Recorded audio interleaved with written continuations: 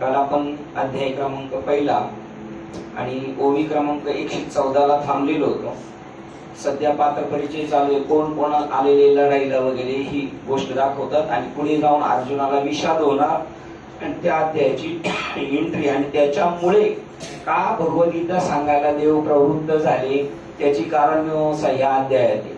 अर्जुनाला विषाद झाला आणि त्याचा विषाद घालवण्यासाठी भगवद्गीता सांगण्याचं प्रयोजन झालं. अन्यथा जर अर्जुनाला विषाद झाला नसता आणि लगेच आल्या लढाईला जर जमला असता तर मग मात्र गीता सांगण्याचा योग आला नसता. म्हणून ह्या अध्यायाच्या मध्ये त्याची गोष्ट सांगितलेली. आता आपण पाहतोय 9वा श्लोकला आपण थांबलो होतो 114 ला. आता 10वा श्लोक वाचतोय आणि 115 ओवी त्याच्या अगोदर 10 नंबरचा श्लोक वाचतोय. अशा प्रकारचे आमचे राहिले का? ओम नमो ज्ञानेश्वर राहिले चालेल जाऊ. अशा प्रकारचे आमचे भीष्मांनी ज्याचे सर्व प्रकारे रक्षण केले आहे असे सैन्य अपरिमित फार मोठे आहे. परंतु या पांडवांच्या भीमाने ज्याचे सर्वता रक्षण केले आहे असे हे सैन्य परिमित थोडे आहे. यांनी काय केली? आता तफावत दाखवायला सुरुवात केली. द्रोणाचार्यांकडे गेलाय. द्रोणाचार्यांना दुर्योधन सांगतोय की किती सैन्य पांडवांचं सैन्य असं रचलेलं आहे, त्याच्या मानाने आपलं सैन्य मोठे आणि ते होतच तसं. ते किती अक्षणी होतं? 7 अक्षणी होतं आणि यांचं किती होतं? 11 अक्षणी, म्हणजे 5 अक्षणी जवळजवळ जास्त होते की नाही. आणि प्लस यांच्याकडे सगळे मास्टर होते, भीष्माचार्य, द्रोणाचार्य, कृपाचार्य, कर्ण, परत अश्वत्थामा. पण या सगळ्यांचा महत्वाचा मुद्दा भगवान कृष्ण तिकडे, परंतु ते हत्यार घेणार नाही, शस्त्र उचलणार नाही आणि हे शस्त्र उचलणार आहे. त्यामुळे तो सांगतो पांडवांचं सैन्य नॉर्मल आहे आणि आपलं भरपूर आहे. आता ओव्या वाचतोय साखरे बाबांचा अर्थ. तशाच सर्व क्षत्रियांमध्ये श्रेष्ठ आणि जगातील सर्व योद्ध्यांमध्ये प्रतापी ज्येष्ठ असे जे भीष्माचार्य त्यांच्याकडे या सर्व सैन्यांचे आधिपत्याचे अधिकार दिलेले आहे. काय हे सगळ्यांचा अधिकार कोणाला? सेनापती कोण आहे? भीष्माचार्य. आता त्यांनी हे सर्व सैन्य आवरून अशा बेतात रचले आहे की जणू काय हे किल्लेच बांधले आहेत. यांच्या शौर्यापुढे त्रिभुवन देखील तुच्छ आहे. भीष्माचार्यांचं वर्णन करतात. यांनी रचना पण व्यवस्थित केलेली आणि हे बलाढ्य असे पहा की आधीच समुद्र हा कोणास दुस्तर नाही तर सर्वतोपरी दुस्तर आहे. समुद्र कोणी पोहून जाऊ शकत नाही. तशात त्यास वडवानळाचे साह्य व्हावे किंवा प्रलय काळाच्या अग्नीला महावाताचे साह्य मिळून त्या उभयतात जसा संयोग व्हावा तसे या आमच्या अफाट सैन्यास भीष्म हे सेनापती मिळाले आहे. तेव्हा आमच्या सैन्याबरोबर कोण युद्ध करेल? प्रश्नचिन्ह. कोण टिकेल? प्रश्नचिन्ह. पांडवांचे सैन्य पाहावे तर ते अगदी थोडे आहे, परंतु त्यांची वरपंग रचना मात्र मोठी दिसते. त्यांना कमी लेखतोय हा. शिवाय त्यांचे सेनापतित्व दांड्य भीमसेनाने स्वीकारले आहे. इतके सांगून दुर्योधन ती गोष्ट बोलण्याची सोडून देऊन स्तब्ध राहिला. श्लोक क्रमांक 11 वाचतोय. आपण सर्व आपापल्या नियंत स्थानात आपला भाग न सोडता राहून स्थित होऊन केवळ भीष्माचेच सर्व बाजूने रक्षण करा. द्रोणाचार्य अधिकारी जनांना सांगतात तुम्हाला सेनापतीला व्यवस्थित सांभाळायचे, बस बाकी मग ते बरोबर सगळं करतील. मग पुन्हा सर्व सेनापतीस म्हणाला अहो महाराज, अहो आता आपापले सैन्य समुदाय सज्ज करा. ज्यांच्या ताब्यात सैन्याच्या ज्या औक्षणी आहेत त्यातील श्रेष्ठ महारथींनी आपापल्या औक्षणी वाटून घेऊन युद्धस्थानी जाऊन उभे राहावे आणि त्यांनी त्या औक्षणी सांभाळाव्यात व भीष्माच्या आज्ञेत वागावे. नंतर तो द्रोणाचार्यास म्हणाला तुम्ही सर्व सैन्यावर देखरेख ठेवावी आणि भीष्मास मजप्रमाणे समजून त्यांचे संरक्षण करावे, कारण आमच्या सर्व सैन्याची भिस्त सर्वतोपरी त्यांच्यावरच आहे. तुम्ही भीष्माचार्यांचं रक्षण करायचं आणि युद्ध पण करायचं, अशा प्रकारचं द्रोणाचार्यांना ते सांगतात. या इकडे तुम्ही इकडे येता काय? श्लोक क्रमांक 12. त्या दुर्योधनाचा श्लोक क्रमांक 12 वाचतोय. त्या दुर्योधनाचा हर्ष उत्पन्न करणारे प्रतापी कुरु वंशातील वृद्ध पितामह भीष्म मोठ्या जोराने आरोळी ठोकून सिंहाच्या गर्जनेसारखी मोठी गर्जना करून शंखाला वाजवता झाला. राजा दुर्योधनाचे हे भाषण ऐकून सेनापती भीष्मास फार आनंद झाला आणि त्यांनी सिंहासारखी गर्जना केली. तो गर्जनाना ते दोनही सैन्यात इतक्या विलक्षण तऱ्हेने दुमदुमून गेला की त्यांचा प्रतिध्वनी आकाशात देखील मागेना. तो प्रतिध्वनी होत आहे तो त्याबरोबरच वीरवृत्तीच्या बळाने भीष्मांनी आपला दिव्य शंख वाजवला. ते दोन्ही प्रचंड ध्वनी एकत्र झाले तेव्हा त्रैलोक्याच्या कानठळ्या बसल्या. त्यावेळी आकाशच कोसळून पडत आहे की काय असा भास झाला. त्यावेळी आकाश गडगडू लागले, समुद्र उसळू लागला. हे स्थावर जंगम विश्व घाबरून जाऊन थरथर कापू लागले आणि त्या महानादाच्या घोषाने पर्वताच्या गुहांमधून देखील प्रतिध्वनी दुमदुमून उठले. असे चालले असता त्या सैन्यामध्ये रणवाद्य वाजू लागले. युद्ध सुरू व्हायच्या अगोदरची स्टेप सांगतात. भीष्माने शंख वाजवताच शंख व नगारे व ढोल खंजिऱ्या मृदुंग एकाएकीच वाजवले गेले. तो शब्द फार मोठा झाला. श्लोक क्रमांक 13. आता वव्याचा अर्थ वाचतोय. त्या नाना प्रकारच्या रणवाद्यांचा ध्वनी इतका कर्कश आणि भयंकर होता की मोठ्या धैर्यवानाला देखील तो महाप्रलयच आहे असे वाटले. नौबत, डंके, मांदळ, ढोल, एक प्रकारचे रणवाद्य, शंख, मोठ्या झांजा व तुतारी इत्यादी अनेक रणवाद्यांचा गजर आणि वीरांच्या मोठमोठ्या रणगर्जना सुरू झाल्या. कोणी आविषाने दंड ठोकू लागले, कोणी चवताळून मोठमोठ्याने हाका मारू लागले आणि मदोन्मत्त हत्ती बेभान होऊन अवर्तनासे झाले. त्या ठिकाणी भित्र्याची काय करता, जे कचरले ते कच्चे लोक तर कसपटाप्रमाणे उडून गेले. कशाने? फक्त शंखाच्या नादाने, त्या वाद्याने. त्यामुळे यमा सुद्धा दहशत बसून त्यांचे शरीरही आवरेनासे झाले. यमाला थरकाप सुटला. कित्येकांचे उभ्या जीव गेले. जे धैर्यवान होते त्यांची दातखिळ बसली आणि जे नामांकित योद्धे होते त्यांच्या अंगास कापरे सुटले. अशा प्रकारचा तो भयंकर वाद्य ध्वनी ऐकून ब्रह्मदेव देखील व्याकुळ झाला आणि इंद्रादिक देव तर आज हा प्रलय काळच ओढवला की काय असे म्हणू लागले. कशाने? फक्त वाद्य आणि शंखाच्या गजराने. त्यानंतर श्लोक क्रमांक 16. त्यानंतर पांढऱ्या घोड्यांनी युक्त असलेल्या मोठ्या रथावर बसलेला श्रीकृष्ण व अर्जुन दिव्य देवलोकातील शंख मोठ्याने वाजवते झाले. श्रीकृष्ण पांचजन्य नावाच्या शंखास, अर्जुन देवदत्त नावाच्या शंखास, ज्यांची कर्मे भयंकर आहेत असा भीम औम्र नावाचा मोठ्या शंखास वाजवता झाला. कुंतीचा पुत्र राजा युधिष्ठिर अनंत विजय या नावाचा शंखाला वाजू लागला. नकुल व सहदेव हे दोघे माद्रीचे पुत्र सुघोष व मणी पुष्पक या नावाचे शंख क्रमाने वाजवते झाले. याप्रमाणे ओव्यांचा अर्थ वाचतो. याप्रमाणे स्वर्ग लोकात दानादान उडून गेले असता इकडे पांडव सैन्यात काय झाले पहा. जो रथ वाजवण्याचे प्रत्यक्ष माहेरघर असून महातेजाचे केवळ भांडारच व ज्यास गरुडाप्रमाणे वेगवान असे 4 घोडे झुंपले होते. पंख असलेल्या मेरू पर्वताप्रमाणे दिसणारा असा तो श्रेष्ठ रथ तेथे शोभला. त्याच्या तेजाने 10 दिशा भरून गेल्या. इथे काही विचार करण्यासारखं नाही. त्यामुळे ते आपल्याला ज्या रथावर प्रत्यक्ष वैकुंठाधिपती श्रीकृष्ण सारथी होते त्या रथाचे गुण कोठवर वर्णन करावे. इथे आले वर्णन. साक्षात शंकराचा अवतार तो मारुती, तो त्यांच्या ध्वजस्तंभावर असून शारंधर धनुष्य धारण करणारे भगवान श्रीकृष्ण अर्जुनाचे सारथी होते. पहा काय त्या प्रभूचे केवढे आश्चर्य आहे. त्याचे भक्तावर अत्यंत विलक्षण प्रेम असल्यामुळे तो अर्जुनाचे सारथ्यही करू लागला. त्याने आपल्या सेवकाला पाठीशी घालून, बघा देव पाठीशी पुढे राहिला आणि भक्ताला पाठीमागे ठेवला. एवढं काळजी घेतोय, शिवाय सेवा करतोय. त्याने आपल्या सेवकाला पाठीशी घालून आपण स्वतः पुढे झालेला भगवान श्रीकृष्णाने आपला पांचजन्य नावाचा शंख सहजलीने वाजवला. पण तो अति महान ध्वनी गंभीरतेने गाजत होता. ज्याप्रमाणे उदयास आलेला सूर्य सर्व नक्षत्रासह आपल्या तेजाने लोपवून टाकतो, त्याचप्रमाणे कौरवांच्या सैन्यात सभोवती वाद्यध्वनी दुमदुमत होता.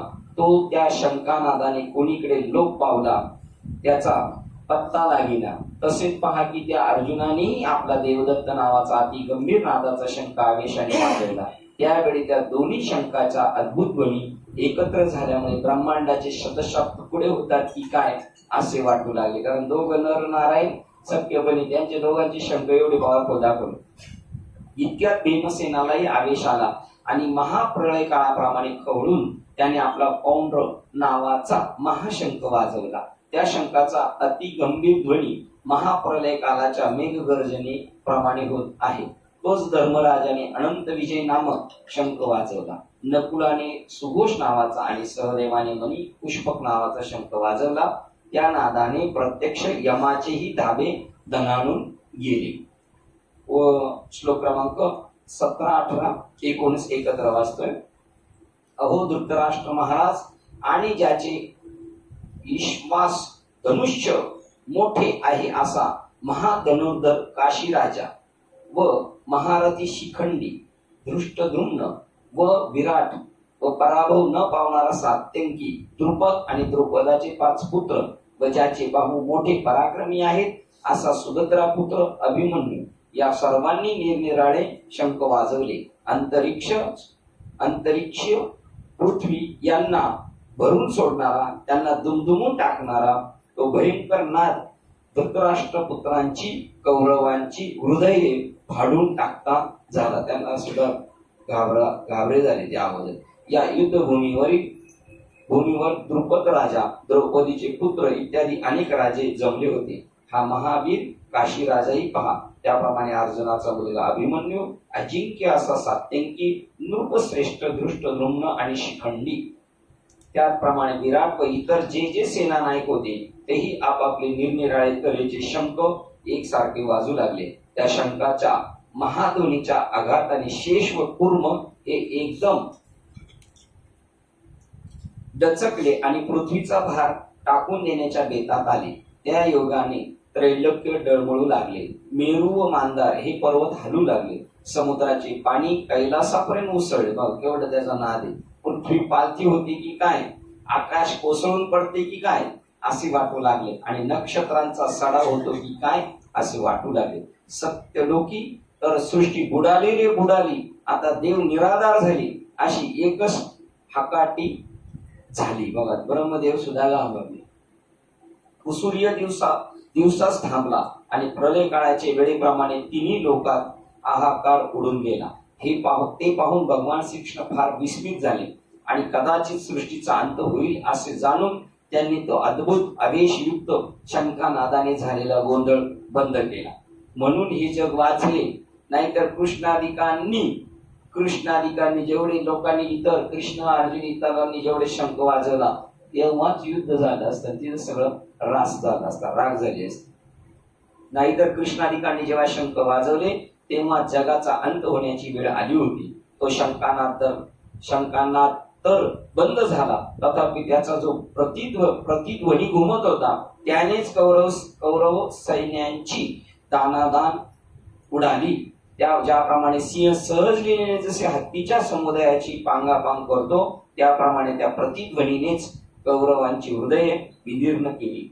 जेव्हा तो घुमत असलेला प्रतिध्वनी ऐकला तेव्हा उभ्या उभ्या सर्वांनी धैर्य सोडले आणि एकमेकांस सावध रे सावध असे म्हणू लागले.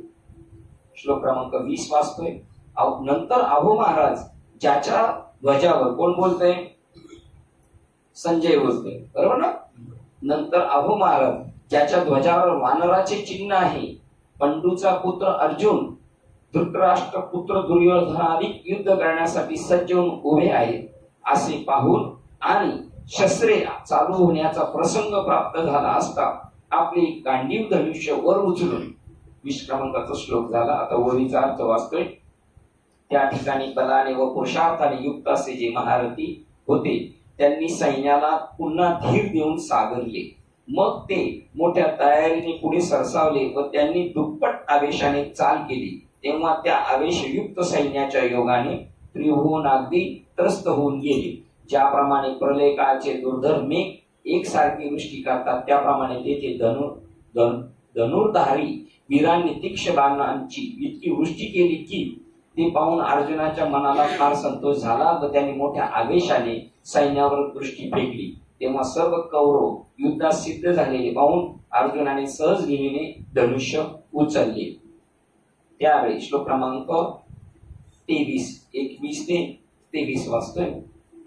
या पुढे या पुढे सगळ्या इकडे इकडे दोघे जण यावर, तुम्ही दोघे वर या, मागून येणाराला पुढे येतो.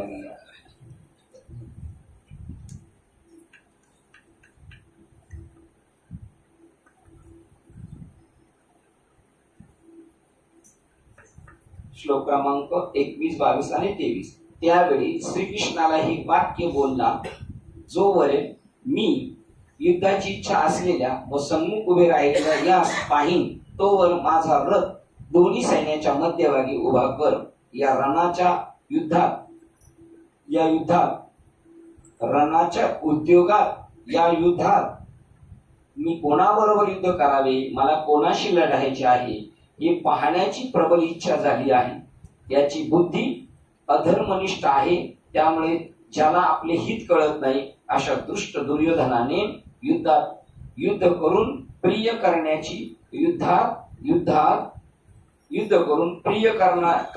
इच्छा करणारे जे हे येथे आपाप आलेले आहेत त्या युद्ध करणारा सर्वांस मी पाहतो. दोन्ही सैन्याच्या मध्ये रथ घेऊन जा, मला पाहायचे कोण कोण लढाई करायला आलेले आणि जो अधर्मी त्याच्या बाजूनी कोण कोण आलेले ते मला बघायचं.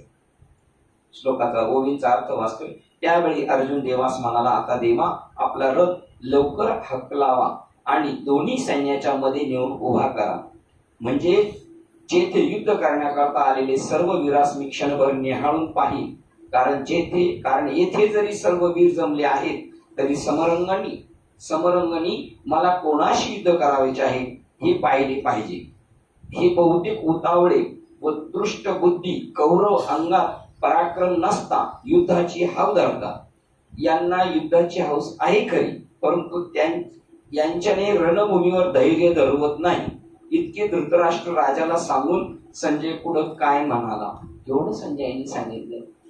उलट सांगितलं ना, काय सांगितलंय, ही सगळे तुझी पोर वगैरे गेले तरी यांच्यामध्ये काही क्षमता नाही, पण उगाच वर आव्हान दाखवतात. एवढं बोलणं सोपं आहे काय? आपण तर नाही बोलणार. हे महाराज धृतराष्ट्र अर्जुनाकडून असे बोलला गेला. श्रीकृष्ण दोन्ही सैन्याच्या मध्यभागी भीष्म आणि द्रोण यांच्या समोर व इतर सर्व राजांच्या समोर उत्तम रथ उभा करून अर्जुना या जमलेल्या सर्व कौरवांना पहा असे बोलला. याप्रमाणे श्रीकृष्णाने सांगितले असता अर्जुन दोन्ही सैन्यामध्ये असलेल्या भूरिश्रवा प्रभृती चुलत्यास व भीष्मादी पितामहास, द्रोणाचार्यादिक आचार्यास, शल्यादिक मामास, भीम दुर्योधनादिक भावास, अभिमन्यू लक्ष्मणादी पुत्रांना, अश्वत्थामा प्रभृती मित्रास, द्रुपदादिक सासऱ्यास आणि कृतवर्मा, भगदत्त व इतर निरपेक्ष उपकार करणारे स्नेही यास पाहता झाला. त्या सर्व सन्मुख उभ्या असलेल्या बंधूस आपतास पाहून परमकृपेने प्रवेश केलेल्या ज्याच्या चित्तात परमकृपा आपोआपच उत्पन्न झाली आहे असा तो कुंतीचा पुत्र अर्जुन विषाद खेद करीत पोचाता हे असे बोलला. संजय सांगतोय की त्यांनी सांगितले माझे आणि मुलं यांची पंडूची गेली काय झाले, तर यांनी सगळी हिस्ट्री सांगितल्यानंतर तिथे घेऊन गेलेले आहे रथाच्या समोर. हे सगळं पाहिलं आणि त्याला काय झालंय, खेद निर्माण झालेला आहे. आणि ह्या प्रसंगामुळे भगवद्गीता सांगण्याचा योग आला. जर त्याला तसं वाटलं नसतं, लगेच युद्धाला सुरुवात झाली असती तर भगवद्गीता आली नसती. आणि राजा ऐक, भावार्थ वाचतोय, राजा ऐक अर्जुनाचे भाषण श्रवण करता श्रीकृष्णाने रथ हाकलला. अर्जुनाने काय भाषण केलं होतं, दोन्ही सैन्यांच्या मध्ये माझा रथने मला पाहायचे कोण कोण युद्ध करायला आलेले. राजा ऐक अर्जुनाचे भाषण श्रवण करताच श्रीकृष्णाने रथ हाकलला व दोन्ही सैन्यामध्ये नेऊन उभा केला. ज्या ठिकाणी भीष्म द्रोणादी आप्त संबंधी व अनेक राजे समोर उभे आहेत त्या ठिकाणी रथ उभा करून अर्जुन त्या साऱ्या सेनेकडे मोठ्या उत्सुकतेने पाहू लागला. मग म्हणाला, देवा पहा पहा, हे तर सर्व आमचे आप्तवर्ग व गुरु आहेत. हे ऐकून श्रीकृष्णास मनात क्षणभर आश्चर्य वाटले. एवढंच वाक्य बोललाय तरी कळालंय काय की नाही, त्याचं नाव चतुरार्थ शिरोमणी. हा वेगळीच बोलायला लागलाय भाषा आहे का नाही. ते आपल्या मनात म्हणतात. अर्जुनाने मनात हे काय धरले कोण जाणे, कोणी मनात धरले, कोण म्हटले हे भगवान श्रीकृष्ण म्हणतात. परंतु ज्या अर्थी तो असे म्हणत आहे त्या अर्थी काहीतरी चमत्कारिक प्रकार झाला असावा. पण भगवान दुसऱ्याचे मनोगत सहज जाणणारे असल्यामुळे त्यांनी पुढील भविष्य ताडले. परंतु त्यावेळेस काहीच न बोलता ते स्तब्ध राहिले आहे नाही. ते सगळं जाणतात. तेव्हा अर्जुनाने आपले सर्व वडील, आजे, गुरु, बंधू व मामा असे पाहिले. आपले इष्टमित्र व मुलगे हे सर्व त्या ठिकाणी आलेले पाहिले. तसेच त्याने आपले जिवलग मित्र, सासरे, आप्तवर्ग व नातू हेही त्या ठिकाणी आले अवलोकन केले. ज्याच्यावर उपकार या दादा साहेब या हेही आले. सगळे आल्याबरोबर जाधव साहेब पण आले. नंतर त्याच्या अगोदर आपले संघर्ष नगरवरून साहेब आले. आपले इष्टमित्र, मुलगे सर्व त्या ठिकाणी आलेले पाहिले त्याने. तसेच त्याने आपले जिवलग मित्र, सासरे, आप्तवर्ग, नातू ही त्या ठिकाणी अवलोकन केले. ज्याच्यावर आपण उपकार केले होते व ज्यांचे संकट समय रक्षण केले होते ते लहान मोठे सर्व आलेले पाहिले. तात्पर्य आपले गोत्रजच दोन्ही सैन्यामध्ये युद्धात सज्ज झाले आहेत असे अर्जुनाने त्यावेळी पाहिले. त्यांचे मन बावरून जाऊन म्हणजे त्याच्या मनात गोत्रजांविषयी सहज करुणा उत्पन्न झाली. त्यामुळे वीरवृत्तीचा अपमान होऊन ती अर्जुनास सोडून निघाली. ज्या स्त्रिया उत्तम कुळातल्या असून गुणी व लावण्यवती असतात त्यांना आपल्या मानीपणामुळेच दुसऱ्या स्त्रियांचे आपल्या घरात वर्चस्व सहन होत नाही. त्याप्रमाणे नवीन स्त्रीच्या आवडीच्या भरात विषयी पुरुष आपल्या स्त्रीस विसरून भ्रम झालेल्या मनुष्याप्रमाणे योग्य ते वाचून तिच्या नादी लागतो. किंवा तपश्चर्येच्या बलामुळे वृत्ती ऐहिक ऐश्वर्य प्राप्त झाले असता वैराग्यवानाचीही बुद्धी भ्रम पावते व मग त्यास वैराग्य सिद्धी आठवत नाही. तशीच त्यावेळी अर्जुनाची स्थिती झाली. याची झालेली वीरवृत्ती निघून गेली कारण त्याने आपले अंतःकरण करुणेस दिले.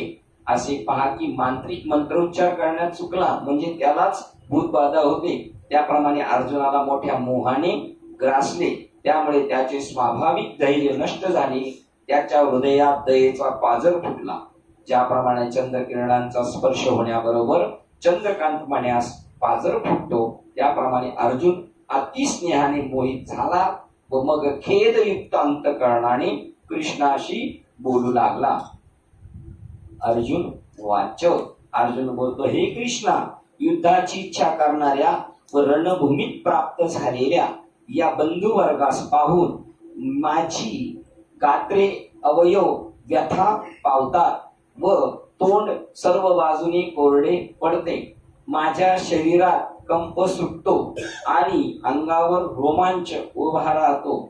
माझ्या हातून गांडी व धनुष्य गळते आणि त्वचा सभोवार जाळली जाते. सर्व शरीरात दाह उत्पन्न झाला आहे. मी स्थिर उभा राहण्यास समर्थ नाही. माझे मन जणू काय भ्रमण करीत आहे. अर्जुन म्हणाला, भावार्थ वाचतोय. अर्जुन म्हणाला, देवा हे पहा की मी हा सर्व सैन्य समुदाय पाहिला. तो येथे सर्व माझे गोत्रजच माझ्या दृष्टीस पडले. हे सर्व युद्ध करण्याकरता तयार झाले आहेत खरे, परंतु त्यांच्या बरोबर युद्ध करणे आपल्याला कसे बरे योग्य होईल? प्रश्नचिन्ह. यांच्याशी युद्ध करण्याची गोष्ट काढताच मला काही सुचेनासे झाले आणि मन व बुद्धी हे देखील आपल्या जागी स्थिर राहत नाही. इकडे पहा, माझ्या सर्व अंगास कापडे सुटले आहे, तोंडास कोरड पडली आहे व इंद्रियही शिथिल झाली आहे. सर्वांगावर काटा आला आहे. मनाचा अगदी आग भडका झाला आहे व गांडी धनुष्य धरण्याचा हातही ढिला पडला. त्यामुळे ते धनुष्य धरले न जाता निसटले व माझ्या हातून केव्हा गळून पडले हे देखील मला समजले नाही. इतके माझे अंतःकरण व आप्तवर्गाच्या मोहाने व्याकुळ झाले. अहो, जे माझे अंतःकरण वज्रापेक्षा कठीण असून कोणत्याही प्रतिकूल अवस्थेत दाद न देणारे व अति निष्ठुर आहे, परंतु ते आज आप्तवर्गाविषयी इतके मोहित व्हावे हे मोठे आश्चर्य आहे. अहो, ज्या अर्जुनाने युद्धात शंकरास जिंकले, निवांत कवच राक्षसास मागमूस नाहीसा केला, तोच अर्जुन मोहाने आता एका क्षणात व्याप्त झाला. काय आश्चर्य हे पहा. जसा भ्रमर कोणत्याही वाळलेल्या कठीण लाकडास सहज पोखरतो, परंतु तोच भ्रमर कोवळ्या कमळाच्या कळिकेमध्ये ती मिटल्यावर अडकून पडतो. तो तेथे आपल्या प्राणास मुकेल, पण त्या कमळाच्या पाकळ्यांना भोग पाडण्याचे मनातही आणि नाही. त्याप्रमाणे आप्तवर्गाचा मोह कोमल असला तरी तोडण्यास कठीण आहे. 2 नंबर ही आदि पुरुषाची माया आहे का? नाही. पुढे त्याच्या पुढे संजय म्हणतो, राजा धृतराष्ट्र ऐक, हा मोह म्हणजे परमेश्वराची माया आहे. ही उल्लंघन करता येत नाही आणि देवाची माया देवच करू शकतो, पार काढू शकतो. आपण सगळे याच्यामध्ये सापडलेलो आहोत. आता बाबाच्या कृपेने थोडे का ढिल्ले झालेले, नाही तर ते एवढं सोपं नाही. कोणाला कोणाला हरवले, त्यांनी शंकराला युद्धात हरवलेले, निवांत कवचांना जिंकलेले, राक्षसांना. राक्षस देवांना ऐकत नव्हते म्हणून देवाने खालून मदत मागवलेली होती अर्जुनाची, पण तो मोहाने भ्रमित पडला. भगवान शंकराला हरवलेले. अजून एक गोष्ट सांगितली होती त्यांनी, ज्याप्रमाणे एका क्षणात तसा भ्रमर लाकडं कोरतो, परंतु जर कोवळ्या कलिकेमध्ये सापडला, त्या कमळाच्या कलिकेमध्ये ती मिटली तर रात्र मरून जातो. सकाळी उघडतो तर ते सरोवरात सूर्य उगवायच्या अगोदर हत्ती टाकून देतो बाहेर सोंडेनी आणि पाय देऊन त्याच्यावर तोडून मरून जातो. पण तो ते कमल कलिका भेदत नाही का? तो स्नेह, तो अवघड आहे, ती ओळ होती त्याच्या इथे. जैसा भ्रमर भेदी कोडे भलतेसी काष्ट कोरडे, परी कळी की माझी सापडी कोवळी. तेथे उत्तीर्ण होईल प्राणी, म्हणजे मरून जाईल. परी कमळदळ चिरून येणे, तैसे कठीण कोवळे पण स्नेह देखा. स्नेह देखा 8 नंबरचा अर्थ, ममता. ही ममता जिंकता येत नाही, ती जिंकली जाते. ब्रह्म ज्ञान जेव्हा मिळतं तेव्हाच ममता मरून जाते. बोध निर्माण होतो तेव्हाच. बोधपुत्र निर्माण झाला जेव्हा, तेव्हा ममता मरून गेली. भक्ती बहिणारी धावून तेव्हा मरून गेली. आणि मग आता संध्या कैसी करू मी, केदवागा झाली संध्या, संदेह माझा गेला. बघा, राजा ही धृतराष्ट्र, हा मोह म्हणजे परमेश्वराची माया, ही ब्रह्मदेवाला आवरत नाही म्हणून अर्जुनास तिने व्याकुळ केले. यात आश्चर्य काय? 3 नंबरची ही आदिपुरुषाची माया. ब्रह्म याही नाही आहे, ब्रह्मदेवाला नाही सुजरू देत, तर तुमचं आपलं काय? मनोवणी बोलवला एके राया, संजय म्हणून राजा हा अर्जुन त्याच्यात गांगरून गेलेला आहे. जिथं ब्रह्मदेव त्या तडाख्यातून सुटत नाही, तर अर्जुनाचं काय? त्यामुळे आश्चर्य मानायचं काय कारण? यात आश्चर्य काय?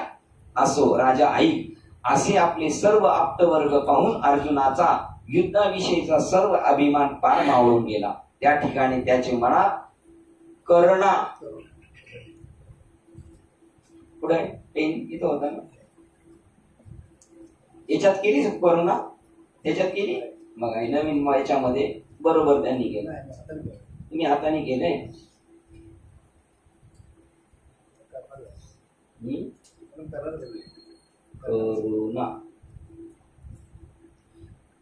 करुणा कशी उद्भवली कोण जाणे.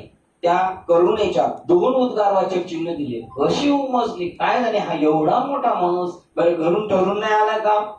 शिष्टाई झाली, सगळं ठरलं की जायचं, इथे येऊन याला का सुचलं काय माहिती? काय सुचलं? डबल त्यांनी ते मारलेलं आहे उद्गारवाचक. त्या करुणेच्या भरात तो श्रीकृष्णास म्हणू लागला, देवा मला वाटते आपण येथे राहूच नाही. या सर्वांस मारावायची ही गोष्ट मनात आणल्याबरोबर माझे मन अति व्याकुळ होऊन बोबडी वळल्यामुळे तोंडातून शब्द उमटेनासा झाला आहे. श्लोक क्रमांक 31 वाचतो. हे केशवा, अशुभ निमित्ते अरिष्ट सूचक चिन्हे मी पाहत आहे आणि लढाई स्वजनांना मारून परमहित मी मागून पाहत आहे. मागून पाहत आहे, स्वजनांना मारल्यावर परिणामी हित होईल असे मला वाटत नाही. मी मागून पाहत नाहीये. मी मागून पाहत नाही, बरोबर.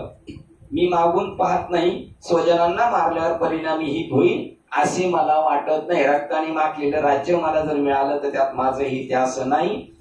भावार्थ वाचतो, या कौरवांना जर मारावायचे तर मग धर्माधिकांना का मारू नये? चुलत भावांना पहिलं मारून पहिली आपली हिस्सा काढून घेऊ आणि नंतर मग इकडचा एकेकाचा काटा काढूया का? तो म्हणतो धर्मराजाधिकांना का मारू नये प्रश्नचिन्ह. कारण हे दोन्ही माझे गोत्रजत आहेत, आम्ही परस्परांचे नातलग आहोत. म्हणून देवा आग लागू या युद्धाला. मला काही ते पसंत नाही. या महापातका वाचून आमचे काय खोळंबले आहे? त्यांचे खोळंबले होते का? मग कोणाचे खोळंबले होते सांगा बरं. कोणाचे खोळंबले होते बरं सांगू का उत्तराल? या पातका वाचून आमचे काय खोळंबले? कोणाचे खोळंबले असते? या महापातका वाचून आमचे काय खोळंबले आहे? आपले काय खोळंबले असते का? नसती मिळाली, हे खोळंबले होते. असं देवाने आयडिया करून केले नाही. देवाने त्याला मोह बजवला आणि त्याच्यामध्ये निर्माण केलं, कारण पुढे पाठवायचं म्हणून. देवा पुष्कळ दृष्टीने विचार करू पाहिले तरी युद्ध केल्यास त्याचा परिणाम वाईटच होईल. आता ते जर टाळले तर मात्र काही कल्याण होईल. श्लोक क्रमांक 32 ते 34. हे श्रीकृष्णा, विजय इच्छित नाही. हे श्रीकृष्णा, मी विजय इच्छित नाही, राज्यही इच्छित नाही व सुखेही इच्छित नाही. हे गोविंदा, आम्हाला राजाला काय करायचे आहे? राज्याला काय करायचे आहे? आमचे राज्याने काय होणार? भोगांनी काय होणार? भोगाचा तरी आम्हाला काय उपयोग? अथवा जीविताला घेऊनही तरी काय करावायचे आहे? ज्यांच्यासाठी आम्हाला राज्य इष्ट आहे, भोग इष्ट आहेत आणि सुखे इष्ट आहेत ते आमचे आचार्य, चुलते, पुत्र, तसेच आचे, मामा, सासरे, नातू, मेहुणे, तसेच संबंधी, प्राण म्हणजे प्राणाची आशा व धन म्हणजे धनाची आशा या सोडून युद्धा करता येथे उभे राहिले आहेत. ही कशासाठी आले तर मी तरी कशासाठी आले? प्राण धोक्यात घेऊन आलेले आणि एवढं सगळं काय मिळवणार आहे एकमेकाला मारून? भोगायला सुद्धा त्याच्यात रुची राहणार नाही त्याच्यामध्ये.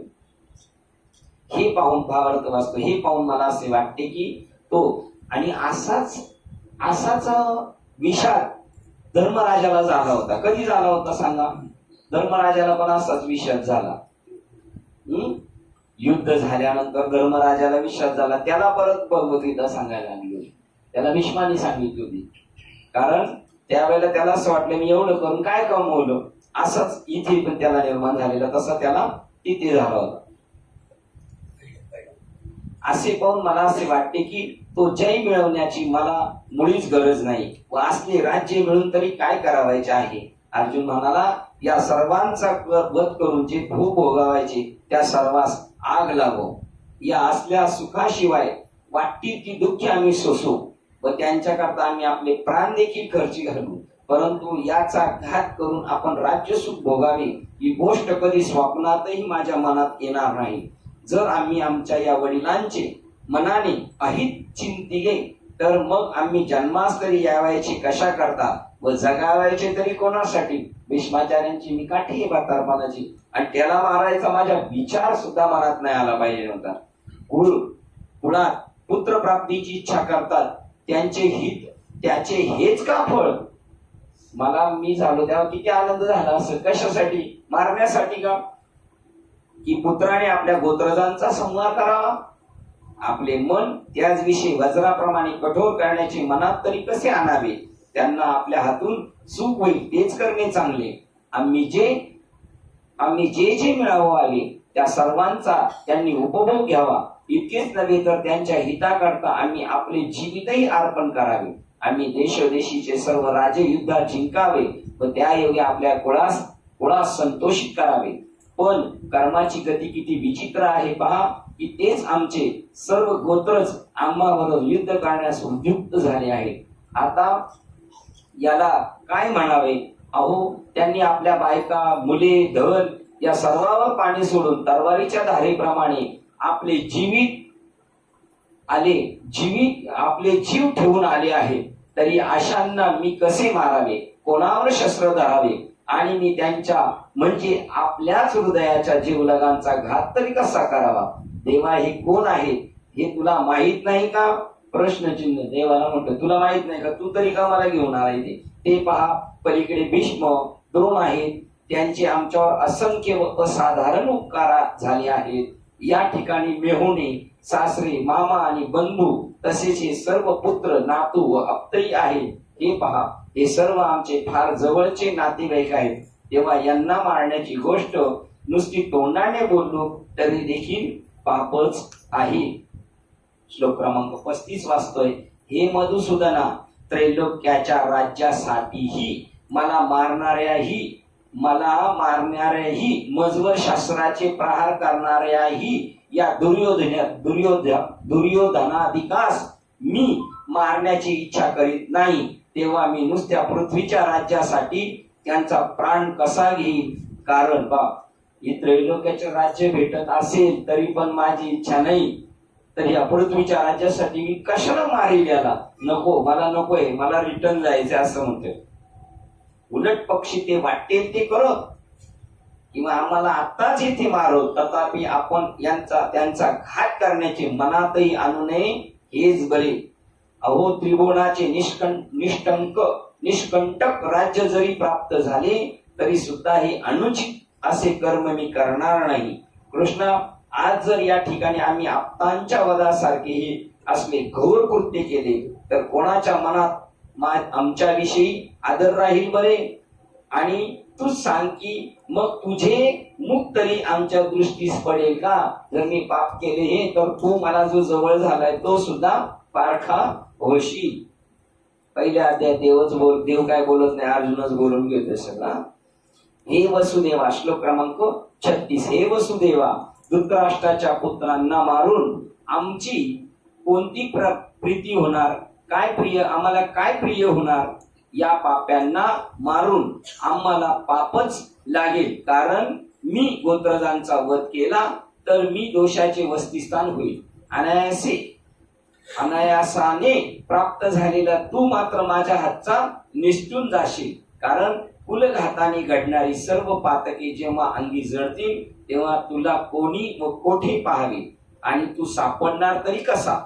अहो, ज्याप्रमाणे बागेत अग्नीचा मोठा भडका झाला असता कोकिळ पक्षी एक क्षणभरही तेथे राहत नाही, किंवा एखादे सरोवर चिखलाने भरले आहे असे पाहून चकोर पक्षी तेथे राहत नाही, उलट त्याचा तिरस्कार करून निघून जातो, त्याप्रमाणे हे देवा, जर माझ्या जवळचा पुण्याचा ओलावा या युद्धामुळे नाहीसा झाला तर तू आपल्या मायेने मला ठकवून माझ्याकडे येणार नाहीस.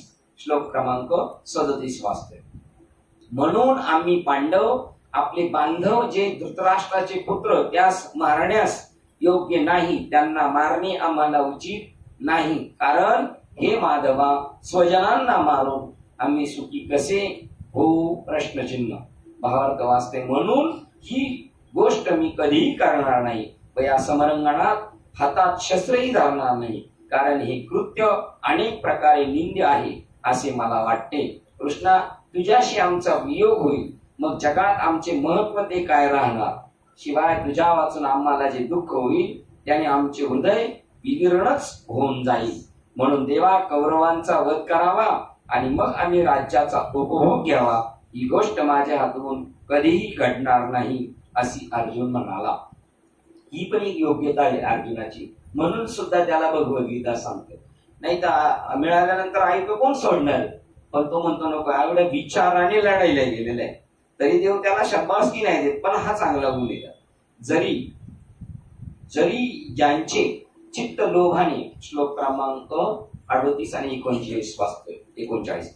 ज्याचे चित्त लोभाने विवेक शून्य झाले आहे असे हे दुर्योधनाने कुलाचा क्षय केल्यामुळे होणारा दोष व मित्रांचा द्रोह केल्यामुळे लागणारे पाप यास जाणत नसले, त्यांची त्याकडे दृष्टी जात नसली तरी हे जनार्दना कुलक्षयामुळे होणाऱ्या दोषाला, कुलक्षयामुळे होणाऱ्या परिणामाला पाहणाऱ्या जाणणाऱ्या आम्ही या पापापासून निवृत्त होण्यास कसे न जाणावे. त्यांना हे कळत नाही काय पाप होणार आहे, पण आम्हाला कळते म्हणून आम्ही हे करणार नाही. भावार्थ वाचतो. हे कौरव अभिमानाने उन्मत्त होऊन जरी युद्ध करण्यास आले आहे तरी आम्ही आपले हित कशात आहे हे पाहिले पाहिजे. आपले आप्त आपणच मारावे अशी गोष्ट कशी करावी असे पहा की जाणून बुजून काळकुट्ट विष कसे घ्यावे. अहो वाट चालत असताना जर अकस्मात आपल्या समोर सिंह आडवा आला तर त्याला चुकवण्यातच लाभ आहे. असलेला प्रकाश सोडावा आणि मुद्दाम अंधार कोठडीत जाऊन बसावे यात कोणता लाभ आहे हे देवा सांग बरे. किंवा समोर अग्नी पेटला आहे असे पाहून जर आपण त्या सोडून दूर न झालो तर एका क्षणात तो आपल्या स्वभावावर वेढून जाळून टाकीलच.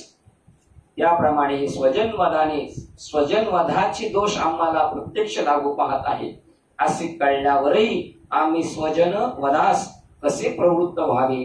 त्यावेळी इतके बोलून अर्जुन श्रीकृष्णास म्हणाला, देवा हे पातक एवढे मोठे भयंकर आहे ते मी तुला सांगतो ते ऐक.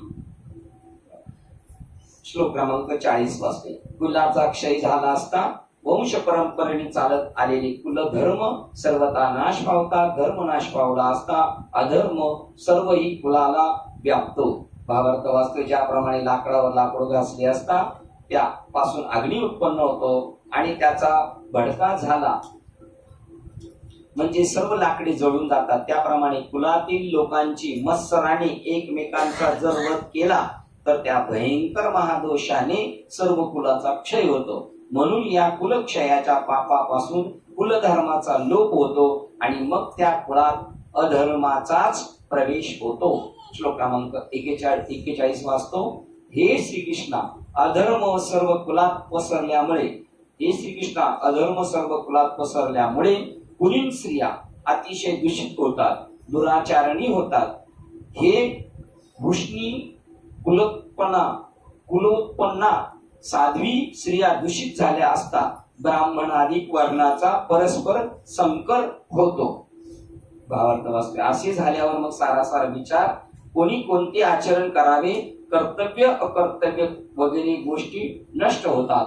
असलेला दिवा मालून अंधारात फिरू लागले म्हणजे ज्याप्रमाणे सहजच मनुष्य सरळ वाटेल तरी ठेसाळतो त्याप्रमाणे कुलाचा कुलक्षय होतो. त्यावेळी सनातन कुलधर्म नाहीसा होतो. मग त्या कुलात पापा वाचून दुसरे काय राहणार. त्यावेळी मन व इंद्रिय यांचे नियमन होत नाही. इंद्रिय स्वैरवर्तन करू लागतात आणि त्यामुळे कुलस्त्रियांच्या हातून पापाचार घडते. उत्तम वर्णातील स्त्रिया अधम वर्णातील पुरुषाशी रममान होतात. असा वर्णांचा परस्पर संकर झाला म्हणजे सर्व ज्ञाती धर्म आपोआप नाहीसे होतात. जसे चव्हाट्यावर ठेवलेल्या बळीवर कावळे चोहूकडून झडप घालतात त्याप्रमाणे अशा श्रेष्ठ कुलामध्ये महापातके सहज संचार करतात. श्लोक क्रमांक 42 वाचतोय.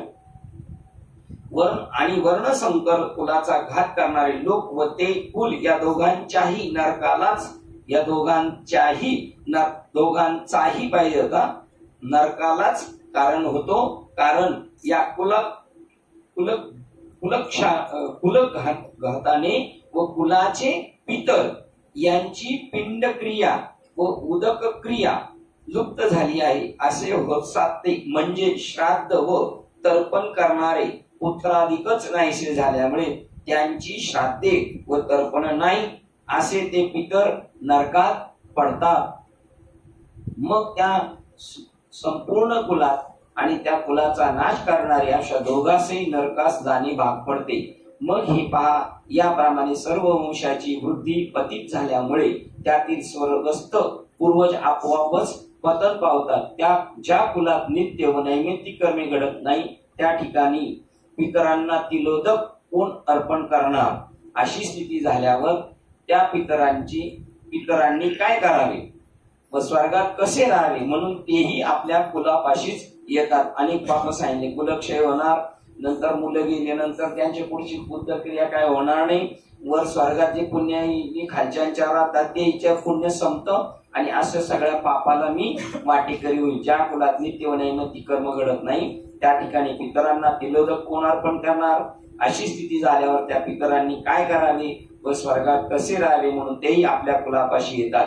ज्याप्रमाणे पायाच्या बोटाला नखाग्रास साप चावला असता त्याचे विष मस्तकापर्यंत सर्वांग सत्वर व्यापते, त्याप्रमाणे आप्तवर्गाचा वध करण्यापासून उत्पन्न होणारे पाप सत्य लोकापर्यंत गेलेल्या सर्व पूर्वजांना पतित करते. श्लोक क्रमांक 43, 44 आणि 45 वाचतो. कुलाचा घात करणाऱ्या दुष्टांच्या व वर्णसंकर करणाऱ्या दोषांनी परंपरा प्राप्त क्षत्रियत्वादिकांमुळे प्राप्त होणारे धर्म व कुलधर्म विनाश पावतात. हे श्रीकृष्णा, ज्यांचे कुलधर्म नाश पावले आहेत अशा मनुष्याचा नरकात निश्चयाने वास होतो, असे महर्षीच्या वचनावरून आचार्यांच्या तोंडून ऐकले आहे. काय चमत्कार आहे! अरे रे, आम्ही जे राज्य सुखाच्या लोभाने स्वजनांना मारण्यास तयार झालो, हे मोठे पाप करण्यास सज्ज झालो. 45 भावार्थ वाचतोय. देवा ऐका, या ठिकाणी आणखी एक महापातक घडते. ते कोणते म्हणाल तर स्वजन वधाच्या पातकापासून संसर्ग दोषाने लोकाचार नाहीसे होतात. ज्याप्रमाणे आपल्या घरात एकाएकी दुर्दैवाने अग्नी लागला तर तो भडकलेला अग्नी शेजारची दुसरीही घरे जाळून टाकतो, त्याप्रमाणे त्या कुलाशी संबंध ठेवून जे जे लोक वागतात तेही या निमित्ताने दूषित होतात. अर्जुन म्हणतो, देवा त्याप्रमाणे त्या कुलात नाना प्रकारचे दोष घडून आले म्हणजे मग ते कुल महाभयंकर नरकवास भोगते. अर्जुन आणखी म्हणतो, या नरकात पडल्यावर मग कल्पांती तेथून त्याची सुटका होत नाही, इतका या कुलक्षयापासून अधपात होतो. तेव्हा हे सर्व आम्ही शास्त्रात ऐकून सुद्धा मनात अजून या पापाला भिवू नये का? उलट ते करण्यासाठी हे आपले हृदय वज्राचे बनवावे की काय, याचा आपण विचार करा. कोणाला विचार करायला सांगितलंय? देवाला. दुसरे असे पहा की कुलक्षय करून शरीराकरता राज्य सुखाची इच्छा करावायची ते क्षणिक आहे असे जाणूनही आम्ही कुलक्षयाचे दोष करण्याचे सोडू नये काय? आमचे जे हे सर्व पूज्य वडील जमलेले आहेत त्यांचा वध करावा या हेतूने मी त्यांच्याकडे दृष्टी फेकली. हेच आमच्या हातून काय लहान पाप घडले आहे? तुम्ही सांगा, मनात विचार आला हेच पाप आहे म्हणतो ना, आता तर करायचंय. श्लोक क्रमांक 46, 47 ग्रंथ अध्याय संपतोय. शत्रूचा प्रतिकार न करणाऱ्या व शस्त्र सोडून बसलेल्या मला, ज्याच्या हातात शस्त्र आहेत असे दुर्योधनाधिक धृतराष्ट्र पुत्र रणांगणात मारतील तर ते मला अतिशय क्षेम कल्याणकर होईल. बघा, त्यांनी मला मारलं तरी चालेल पण मी आता लढाई करणार नाही. तर आता या उपर जिवंत राहण्यापेक्षा आपली शस्त्रे टाकून देऊन कौरवांचे बाण सहन करावे हे बरे. असे केल्यामुळे जरी मरण प्राप्त झाले तरी चांगले, परंतु यांचा वध करून पाप जोडण्याची माझी इच्छा नाही. याप्रमाणे अर्जुनाने आपले सर्व कुल पाहून म्हटले की यांचा क्षय करून राज्य मिळवणे म्हणजे केवळ नरकाची जोड करणे होय, असे बोलून तो स्वस्थ बसला. आता संजय बोलतोय. संजय वाच. अर्जुन असे बोलून संग्रामात रणमैदानात बाणास धनुष्य टाकून शोकाने ज्याचे मन उद्विग्न झाले आहे असा होत साता रथाच्या एका विशिष्ट भागी बसला. भावार्थ वाचतो. संजय म्हणतो, राजा धृतराष्ट्र त्या समरंगणात अर्जुन असे बोलला. अर्जुन अत्यंत उदासीन झाला व अनिमार्गईवर येऊन त्याने रथातून खाली उडी टाकली. ज्याप्रमाणे एकदा राजकुमार पदच्युत झाला म्हणजे तो जसा सर्वथा निस्तेज होतो किंवा राहूच्या योगाने सूर्यास ग्रहण लागले म्हणजे तो तेजरहित होतो किंवा तपस्वी महासिद्धीच्या प्राप्तीमुळे भ्रमाने व्यापला म्हणजे तपाचा त्याग करून कामाच्या सपाट्यात सापडून दीनतेस प्राप्त होतो, त्याप्रमाणे तो धनुर्धारी अर्जुन रथातून खाली उतरला. त्यावेळी तो दुःखाने अतिशय व्याकुळ झालेला दिसू लागला. संजय म्हणतो, राजा आणखी असे घडले की त्याने धनुष्यबाण टाकून दिले व त्याच्या डोळ्यातून आपोआप सारख्या अश्रुधारा चालल्या. आता यापुढे अर्जुनास दुःख झालेले पाहून वैकुंठनाथ श्रीकृष्ण त्यास कशा रीतीने तत्वज्ञानाचा बोध करील हे वाक्य महत्वाचे बघा. की पुढे येणारी सविस्तर कौतुककारक कथा उत्सुकतेने ऐका असे संतास निवृत्तीनाथांचे दास ज्ञानेश्वर महाराज म्हणतात. 74 नंबरची ओळ पुन्हा वाचो. आता या परी तो वैकुंठनाथू देखून सखेद पाहतो कवने परी परमार्थू निरूपील. आणि ही सोळा असली का आपण परमार्थ तर दुसरा असा एक शब्द आला होता बघा. ते कवने पण परमार्थ तेव्हा तिथे जीव ब्रह्म ऐक्य ज्ञान सांगितलं. तर कवने पण परमार्थ निरूपील तिथे सांगितलं त्यास तत्वज्ञानाचा बोध करील. इथे त्यांनी कारण मीमांसा सांगितली. हा अध्याय जर नवीन माणसाने वाचायला घेतला काय ते ठेवून मिटून टाकायच्यात काय तथ्य वाटत नाही. ही पात्र परिचय आणि मूळ गीता का सांगायला काय कारण घडलं ते सांगतात. अर्जुन आला असताना धडाधड लढायला जमला असतात तर नाही. त्याला विषाद झाला त्याचं नावच आहे आणि तो खिन्न परिस्थिती झाला. असाच त्याला आत्मसाक्षात्कार झाले. 11व्या अध्यायात पण तो खाली पडलाय रथावून आणि इथे पण पडलाय. इथे मायावी दुःखाने आणि तिथं अष्टसात्विक भावाने प्रभूच्या उत्कृष्ट प्रेमाने तो आवरला नाही म्हणून खाली पडलेला आहे. हे दोन भाग इथे आपण थांबतोय. पहिल्या अध्यायाला निरोप देतोय. आता पहिल्या अध्यायात देव अजून काय बोलले नाही. आता दुसऱ्या अध्यायात देव बोलणार आणि सगळ्या रोगाचं निर्मूलन करणार.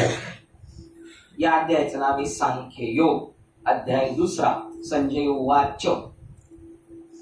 श्लोक वाचतोय. श्रीकृष्ण वर वर्णन केल्याप्रमाणे कृपेने युक्त झालेल्या ज्याचे नेत्र अश्रूंनी भरले आहे व त्यामुळे आकुल झाले आहे. आकुल का व्याकुळ? व्याकुळ काय नंतर करू. अक्षर बरोबर नाही तिथं वाक्य तुम्ही करून ठेवा. ज्याचे नेत्र अश्रूंनी भरले आहेत त्यामुळे तो व्याकुळ झाले आहे अशा खेद करणाऱ्या त्या अर्जुनाला हे वाक्य बोलला. संजय वाच. मग संजय भावार्थ वाचता या श्लोकाचा. मग संजय धृतराष्ट्रास म्हणतो महाराज ऐका. अर्जुन त्या ठिकाणी शोकाने व्याकुळ होऊन रडू लागला. ते आपले सर्व कुळ पाहून त्याच्या मनात विलक्षण मोह उत्पन्न झाला आणि त्या योगाने त्याचे चित्त द्रवले. कसे म्हणाल तर जसे पाण्याने मीठ विरघळले जाते अथवा वाऱ्याने ढग नाहीसे होता त्याप्रमाणे अर्जुन मोठा धैर्यवान होता तरी त्याचे हृदय द्रवीभूत झाले.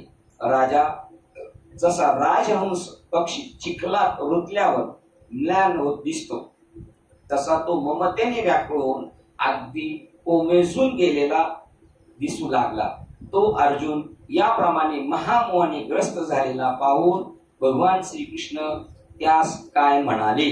आता या दुसऱ्या अध्यायाच्या दुसऱ्या श्लोकात भगवान श्रीकृष्ण बोलतात आणि इथून आपल्याला खरं आपल्या कामाचं आहे ते चालू झालेलं आहे.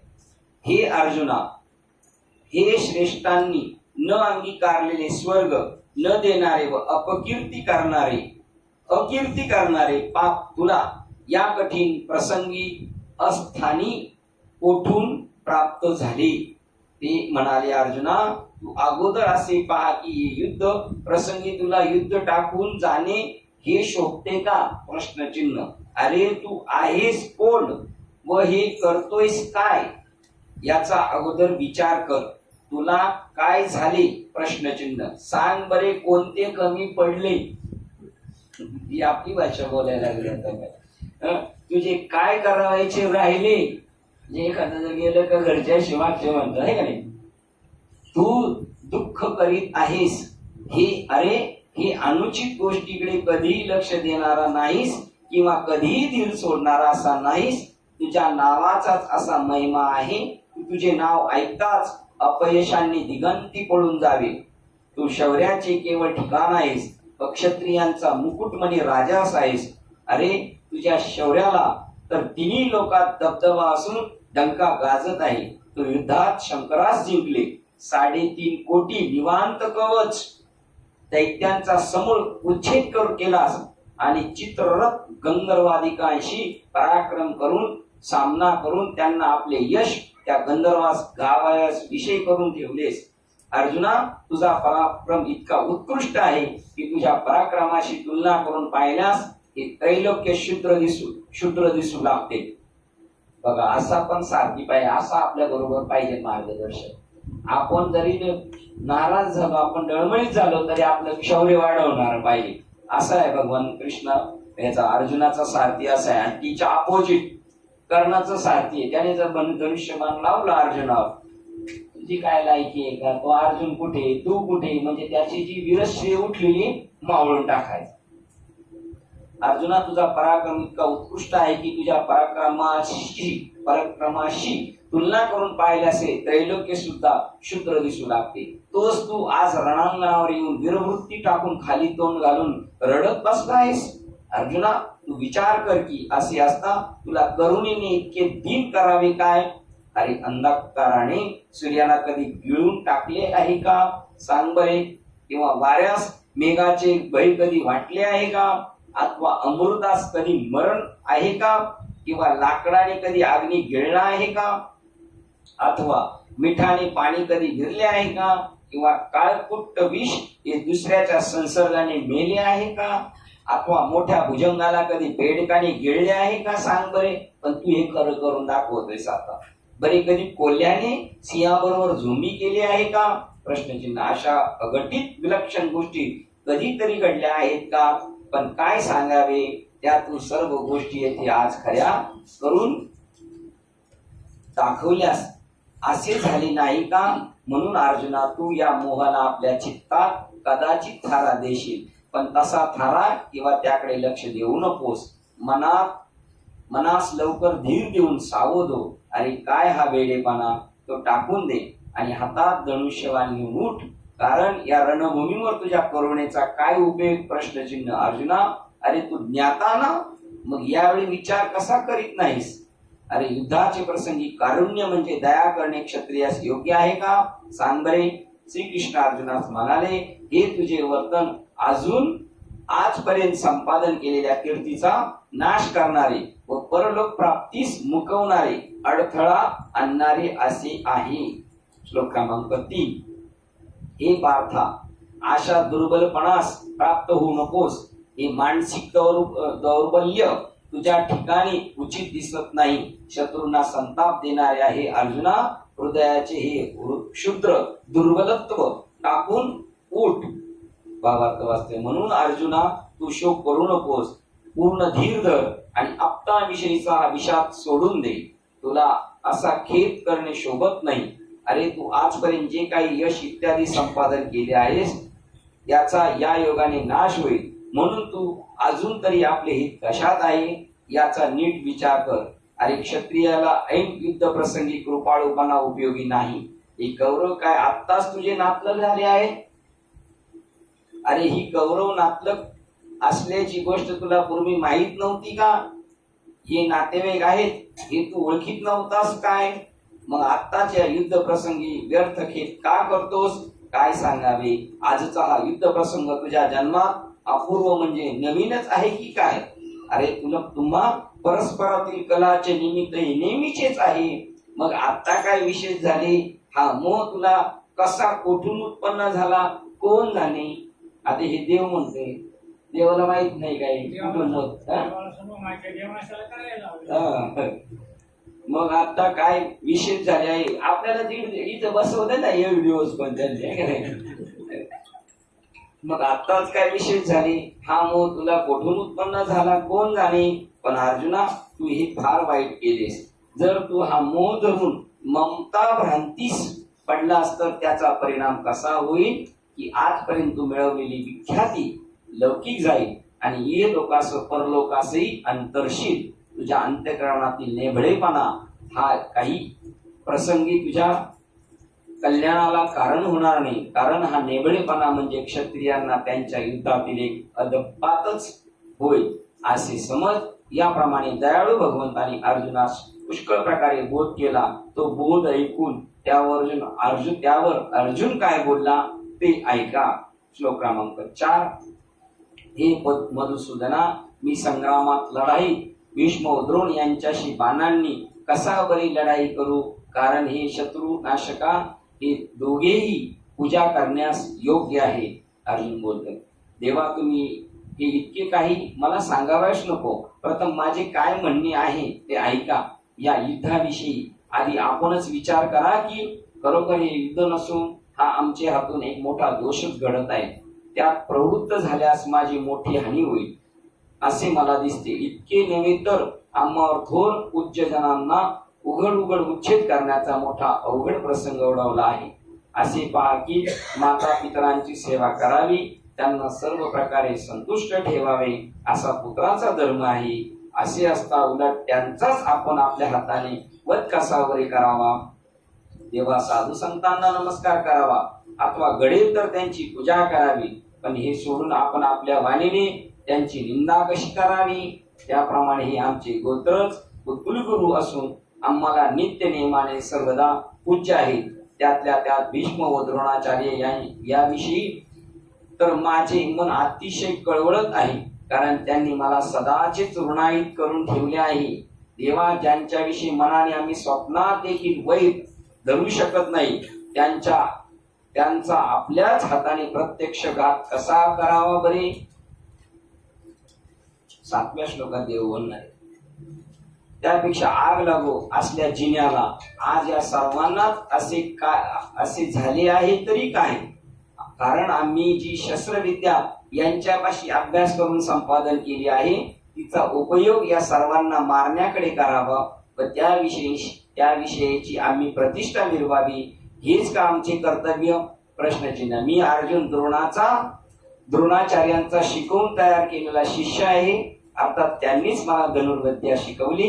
त्या उपकाराने आभारी झालेला मीच त्यांना मारावे काय?